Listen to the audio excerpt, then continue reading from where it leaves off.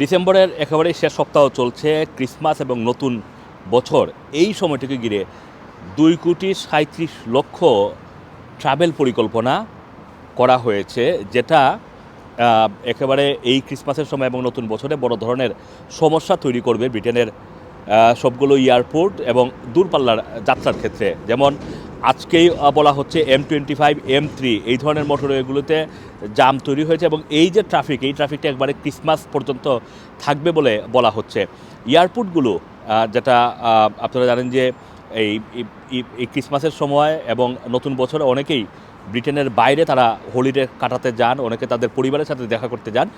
তাদের জন্য দুঃসংবাদ হচ্ছে যে এই বছর ট্রাভেল কেওয়াস, মানে এই যে যাত্রা বিলম্বিত হওয়ার সম্ভাবনা অনেক বেশি থাকবে।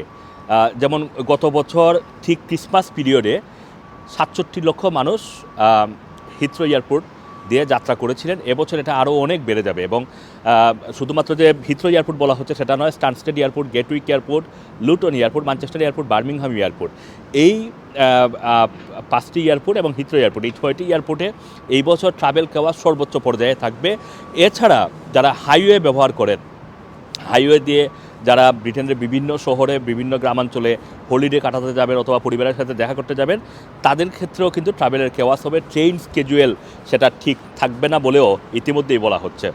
ন্যাশনাল হাইওয়ে জানিয়েছে যে তারা এই ক্রিসমাসে যাতে ট্রাভেল ডিসরাপশন না হয় সেই কারণে 95% রোড ওয়ার্ক তারা রিমুভ করে ফেলেছে। কিন্তু তারপরেও ব্রিটিশ গণমাধ্যমের খবর হচ্ছে 2,37,00,000 যে ট্রাভেল পরিকল্পনা, এই মানে যেগুলো বুক করা হয়েছে শুধুমাত্র অফিসিয়ালি, যেমন ট্রেনের টিকিট কেনা হয়েছে, ফ্লাইটের টিকিট কেনা হয়েছে, বাসের টিকিট কাটা হয়েছে, এই হিসাবে 2,37,00,000 মানুষ এই ক্রিসমাস এবং নতুন বছরে ব্রিটেন ছেড়ে যাবেন। সুতরাং এই ব্রিটেন ছেড়ে যাওয়া মানুষরা বড় ধরনের ট্রাভেল সমস্যার মধ্যে পড়বেন।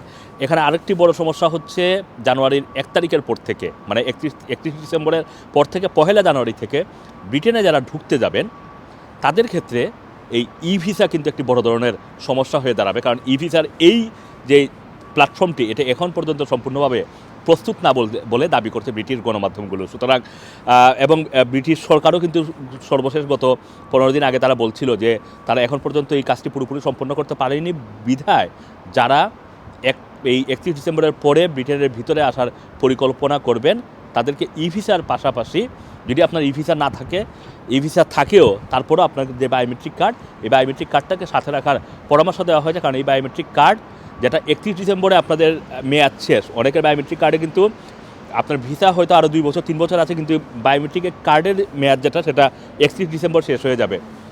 সেই মেয়াদ শেষ হওয়া 31 ডিসেম্বরের বায়োমেট্রিক কার্ড মার্চ পর্যন্ত এটা ভ্যালিড থাকবে। এটা ব্রিটিশ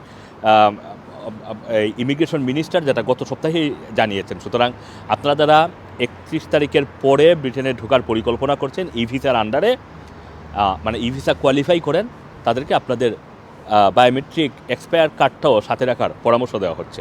সুতরাং দেখা যাক যে ক্রিসমাসের এই সময়টা যে ট্রাভেল কেওয়াস সৃষ্টি হবে সেটা কীভাবে সামাল দেয় ব্রিটিশ ট্রান্সপোর্ট, ব্রিটিশ সরকার। আসো মাসুম, রানা টিভি, লন্ডন।